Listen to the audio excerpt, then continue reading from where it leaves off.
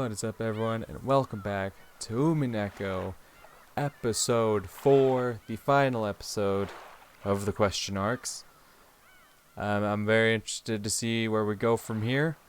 You know, we had Angie's introduction in the previous episode, which, I'm curious to see how that affects things. I'm just very curious to see where we go from here. Very curious to see how the whole first half wraps up. But before I jump into it, there's one thing I wanna say right now, just so people are aware of it going forward. Obviously, you may think like, oh, once he finishes the question arcs, he'll absolutely jump into the answer arcs right away. Unfortunately, that's not going to be the case. I will finish this. Don't get me wrong. I'm not dropping the playthrough. I will absolutely finish this, but I won't be jumping into the answer arcs right away. If you're not aware of it, there's another visual novel series out there that I'm a very big fan of. It's quite big on my channel, and that's the Love series. There's a game coming out this winter. They haven't given a specific date yet, but it could be as early as December, and I don't want to wait to play it. I want to play it as soon as possible, because I'm a big fan of that series. Something new that I haven't read before, I want to read it ASAP. So, and I know the the answer arcs are going to be just as long, if not longer, than the question arcs have been. So I know there's no way I'm going to get those finished in time before that comes out, regardless of whatever its release date is. So I won't be jumping into the answer arcs right away.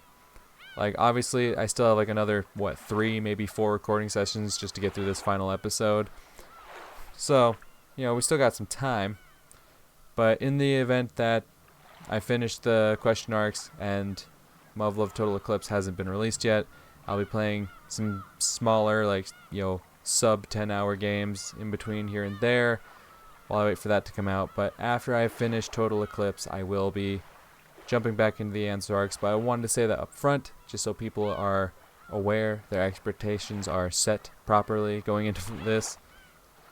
But with that out of the way, let's jump into the final episode of the question arcs. Episode 4, Alliance of the Golden Witch.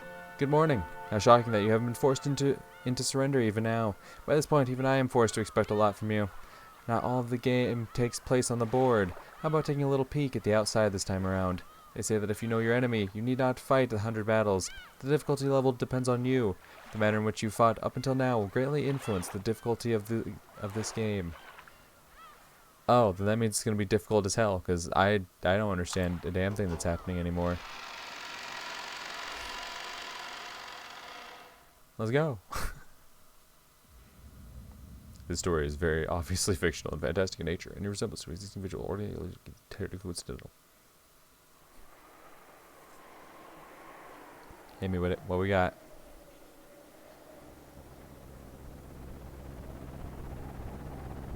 Helicopter?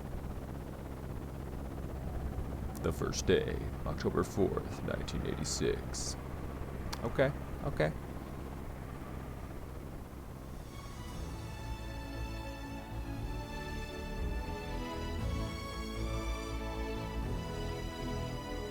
It's just the engine on the plane. Gotcha. And of course, Battler losing his shit on a plane. Ah, man. 大丈夫かバトラ君もう地上やでこれ以上は落ちへんで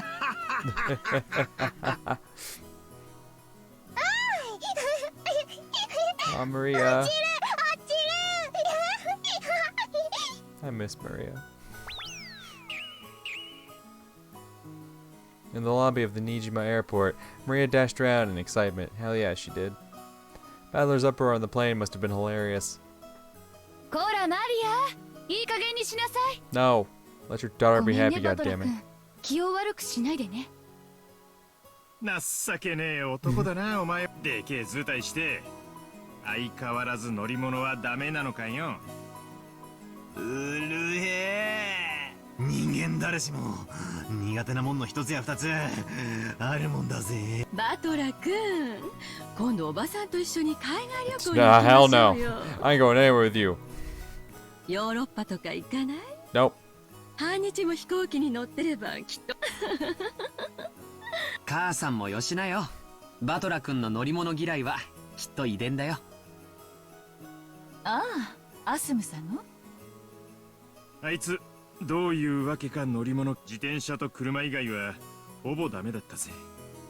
どこか遠出しようとすると、あれはダメだ、これはダメだ。That was another thing I haven't forgot about. Like, I saw Kitty mention it. Not Kitty. Kitty, eh? Now that Kitty mentioned that name. Kitty said some things in the last episode when she was being, when she was on a one-on-one with one of the stakes. She said some things that really got me questioning her. So, 怖い怖い、落ちる落ちる、ギャーギャーとうるせえ女だった。子供は親が苦手があるものを危険だと学ぶものです。きっとバトラ君はアスムさんのそういうところを見て、乗り物は怖いものだと覚えてしまったんでしょうね。アスムさんの遺伝子ってわけかしら。さあな。だとしたら迷惑な遺伝子だな。アスムの話はよせ。今ここにいるのはお前だ。そうだろ。そうね。ごめんなさい。yikes. おい、ハイヤーが来たで。ちょうど3台や。乗るで、乗るで。落ちる落ちるパラシュートどこ、パラシュートど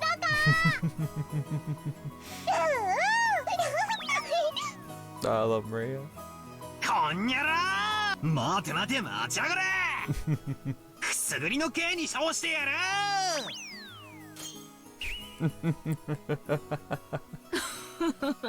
元気でいいわ。バトラ君とマリアちゃんがいてくれなかったら、機内の空気はさぞや硬かったでしょうね。 Hell yeah. ありがとうよ。言葉通りの意味で受け取っとくぜ。ほらガキども、タクシー来てるぞ。お遊びは後にしろい。タクシータクシーマリア一番乗りこら、マリアもバトラ君ももうはしゃがない。 No, you let them have fun, goddammit. 人にぶつかるわよ。 Don't give a shit. You let my little homie have fun. The tone of Aunt Rose's voice grew a little frightening. Oh wait, shit. Episode 4. Isn't this the... God damn it. This is the one where Rose is at her worst, isn't it? The one that fucking multiple people have told me now, like, oh dude, if you hate Rosa, just wait till you get to episode 4. Son of a bitch. Oh god. No. No. When even Battler realized they were fooling around a bit too much, just as expected, he bumped into someone. バトラ君たちはあっちの車だよ。待たせちゃってるよ。After George urged him to hurry on, Battler apologized to the person he had bumped into and ran up to his parents, who were telling him to come quickly. With a clunking sound, the doors on the 3 taxis were shut one after another, and they departed for the harbor.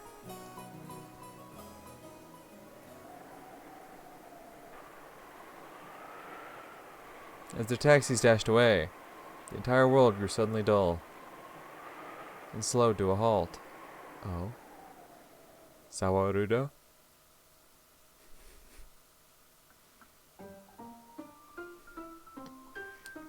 Voices, the wind, and even sound.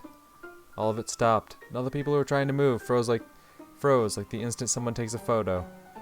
Coming to a halt.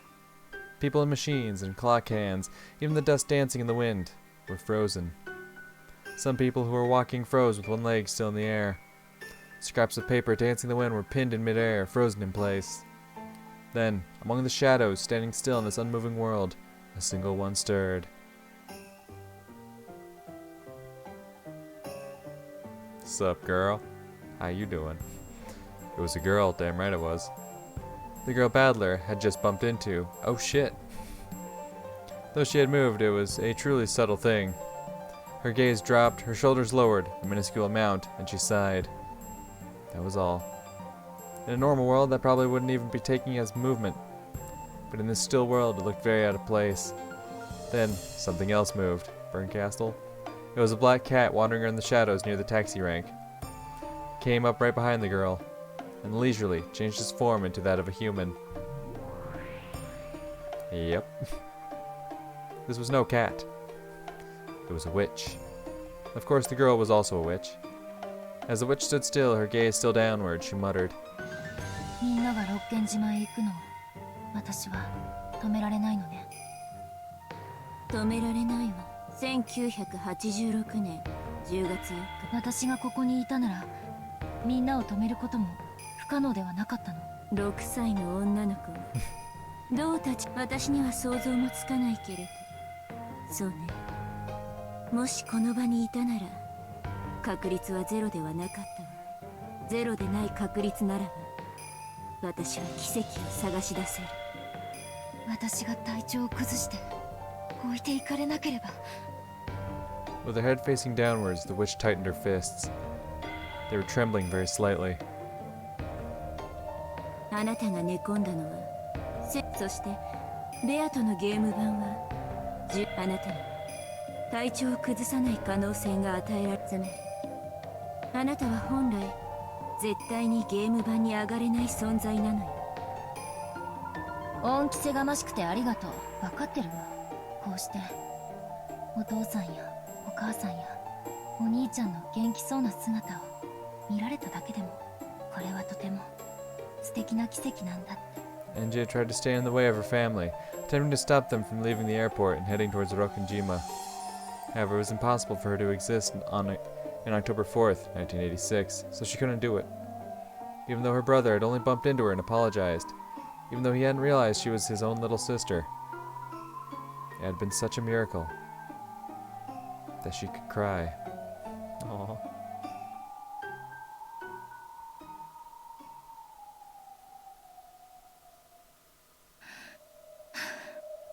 私はあなたにもらった奇跡を無駄になんかしないわ。頼もしいわね。さあ彼らと一緒に行きましょう。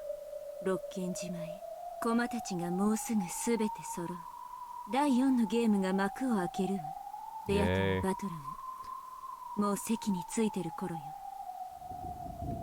六軒島へ私のいやみんなの運命を変えた1986年10月4日の六軒島へ。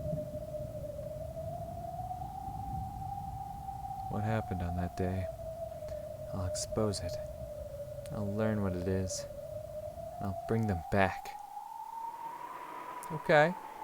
As she stood there with her fists still clenched, she surely turned her face up to the heavens. A single teardrop from the depths of her eyes dripped down into the air. And when time started moving again, the two witches' figures were swallowed up by a blowing gale and erased in an instant.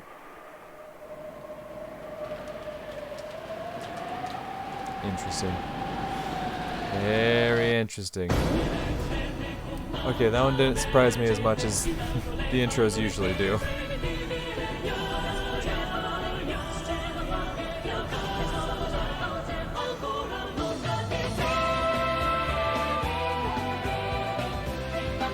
Like normally these intros scare the shit out of me because it like goes to like dead silence. And then there's like a few seconds of dead silence where I just kind of like relax a bit, and that's when they usually fucking hit me with boom, dun dun dun dun dun dun. But this time there was like that wind billowing and shit. So it's like, oh.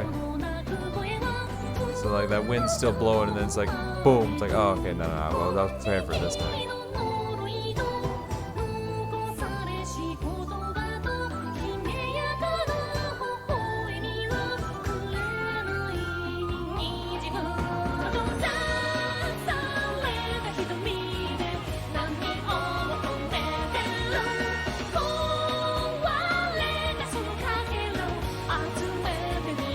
Yeah.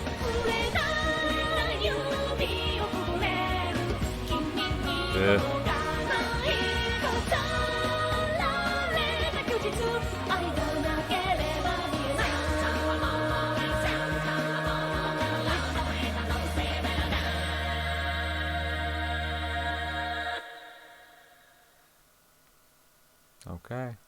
Okay.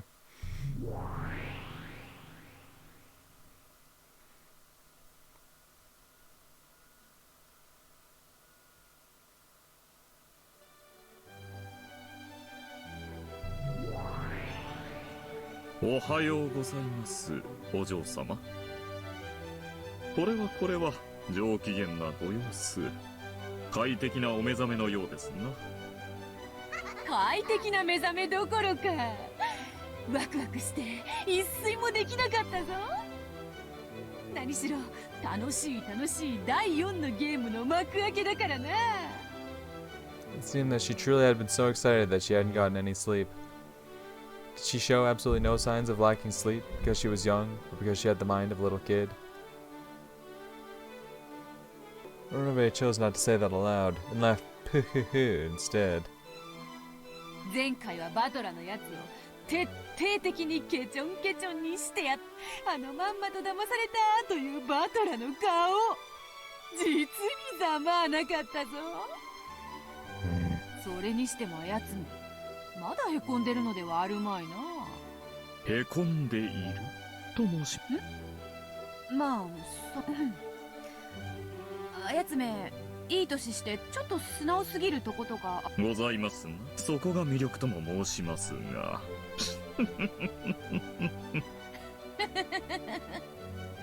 そうであろうそうであろう。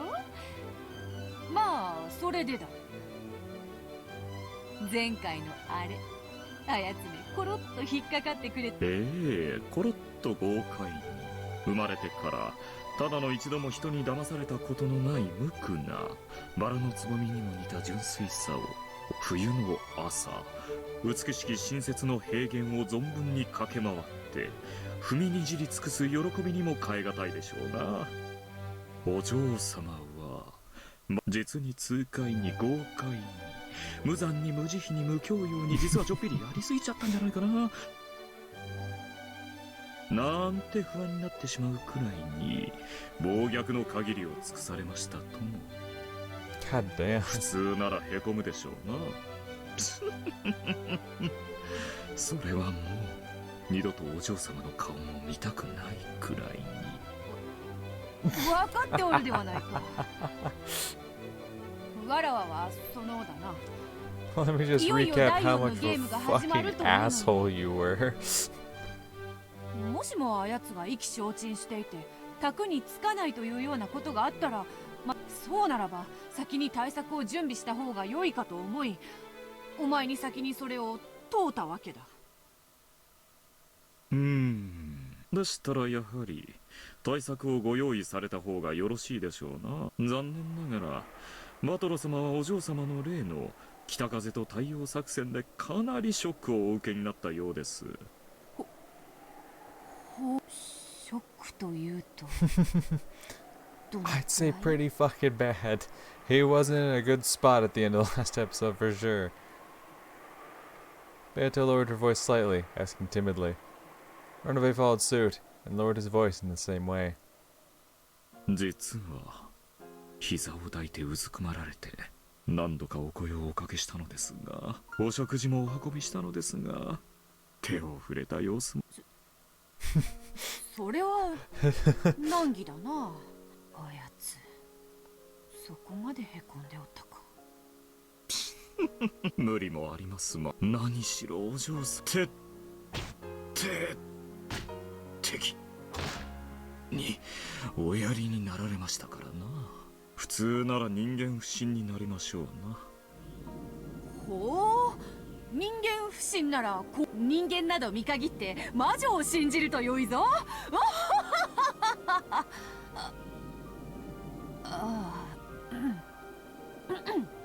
すまぬ、ふざけが過ぎた。 Beato tried to joke about it, but the situation seemed to be quite serious that even she took the hint and hid her laughter. そんなにも深刻なのか。Is it really that bad? 第4のゲームの開始はもう少し待ってやった方が良いか。ベルンカステル教のお客人も第4のゲームは速やかに開始された方がよろしいでしょう。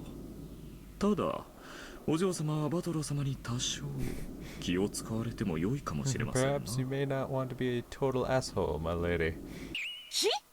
人な、どう使えばよいのか。あやつは落ち込んでいるのだから、そうだな。元気 And づけて how やる the とか。 hell do you plan on doing that? 心を暗く閉ざした者に暗く接しても無駄なこと、その暗闇に負けないほどの明るさで照らし出すほかないでしょうね。しっかしょー、いい加減にしやがれ。バトラくん、こちら。あんたごときにロノ上様が焼いてくれたクロワッサンなんてもったいないもん。私が美味しく食べちゃおうかな。 Badler's stomach involuntarily growled at the fragrant smell of the croissant. His breakfast plate was empty, but Badler hadn't eaten any of it. The biggest glutton of the seven sisters of Purgatory, Beelzebub, had waited for Ronove to leave, and had then come to snatch the food away. Badler had noticed, and they had been really noisy ever since. Even though Beelzebub only had to give it back immediately, or else throw it into her own mouth right away. She intentionally ran around in circles, making fun of Badler. 俺の朝飯返しやがれ。今返したらデコピン一発で許してやる。もしも食ったりしてみろ。代わりにお前を食べてやるぞって。 Wink, wink. 私を食べられるものなら食べてごらんなさいよ。きっ Oh. とパンケーキの蜂蜜のように甘いから。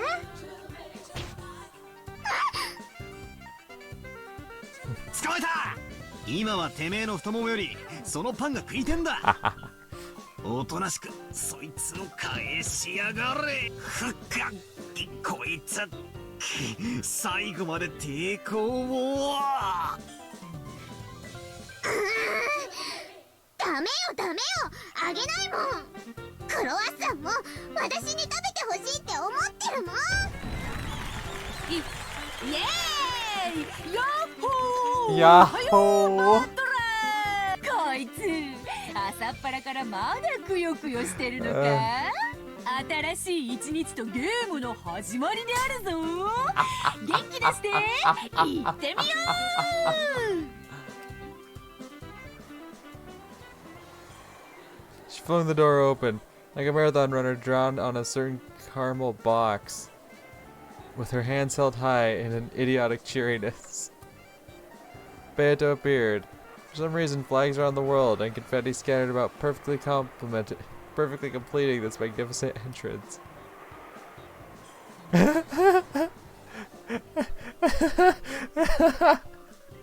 Paddler and Beelzebub, who had been fighting over the croissant, completely forgot about their argument, speechless.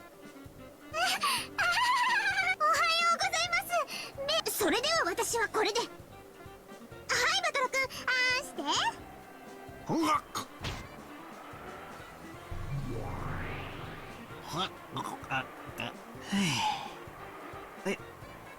よー。 Yo! おはよう、ベアト。朝から絶好調なようで何よりだ。 Beato and Beato looked at each other. Seemed neither had a clue what was going on with the other. Ronove just fucked her over, didn't he? He was like, oh yeah, he's clutching his knees to his chest. He's just in a horrible state. I tried to give him food, he wouldn't eat. In the meantime, he was totally fine. He was ready for the next game. He didn't give a shit. どういうことだロノウェイ。元気そうじゃねえかよ。膝抱いてないし返事してるし、というか食事中だったし。い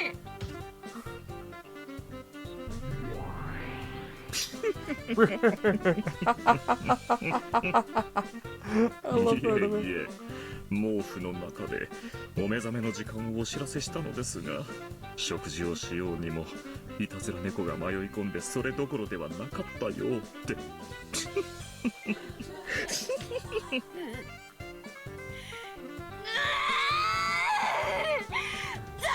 され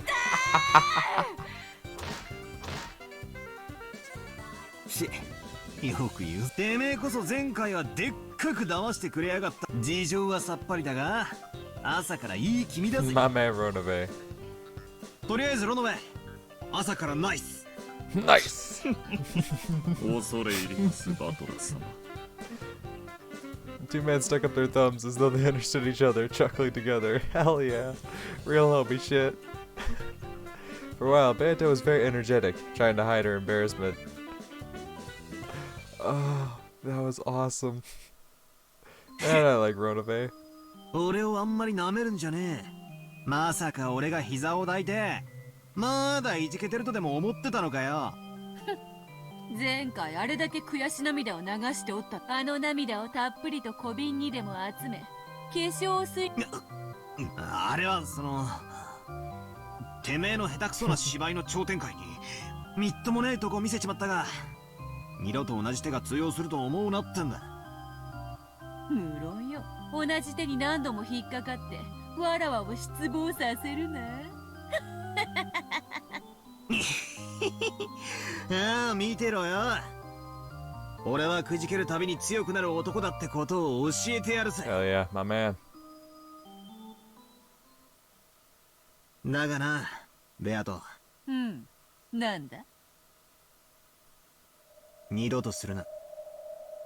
ほう。なんでだ。やはり絡めては苦手か。俺とお前は敵同士で絶対に手を取り合うことはないってことを俺はもうはっきりと理解した。だからもう二度とそれを勘違いさせるような不愉快な真似をするな。そうは言うがな。そなたの弱点とし。Beato thought they were still joking around. That tone had disappeared from Badler's expression some time ago. Beato felt as though his eyes were like the surface of black tea that had cooled down. いいな。二度とするな。Yeah, let her know. わからんぞ。忘れた頃にまたやるかもな。二度とするな。Don't do it again. Pierced by his strong and forceful gaze, Beato held her tongue, my man. Maybe she was certain that Badler would break that silence with laughter.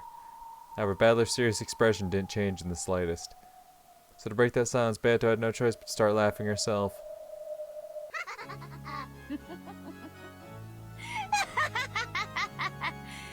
それでそなたとわらわは好敵手。どのような良好な関係になろうとも敵同士であることの一線を越え、そなたがそれを勘違いしなかったならわらわはそれで。そうだな。お前が敵であることを一瞬だ。二度と同じ醜態はさらさない。お前の絡め手にかかることは二度とない。二度と。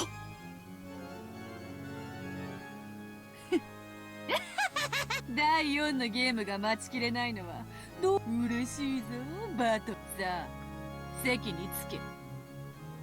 ああ、望むところだぜ。もう小手先の騙しは効かねえぞ。 I'm sure. 気軽な。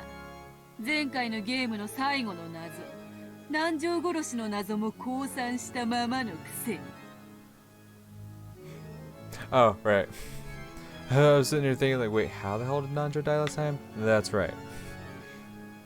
We don't know how it happened, we just know that Ava did it. That's all we got out of the end of the last episode, is it was confirmed that it was Ava who did it, but also Ava wasn't the culprit. Because wasn't that one of the red texts, though? So Ava actually being the... But then... Oh god, no. I don't want to think. I don't want to think. Just keep going. 今はまだ答えを保留するさ。 I'll get back to you. だがな、くじけたわけじゃねえぞ。必ずお前の真っ赤な真実を破り、魔女を否定して。良い心意気だ。やはりそなたは不死鳥のごとき男よ。わらわの見込みを裏切らぬ。それでは第4のゲームの幕を開けよう。 Let's go. だがその前、我らは新しい客人を迎えなければならない。客人？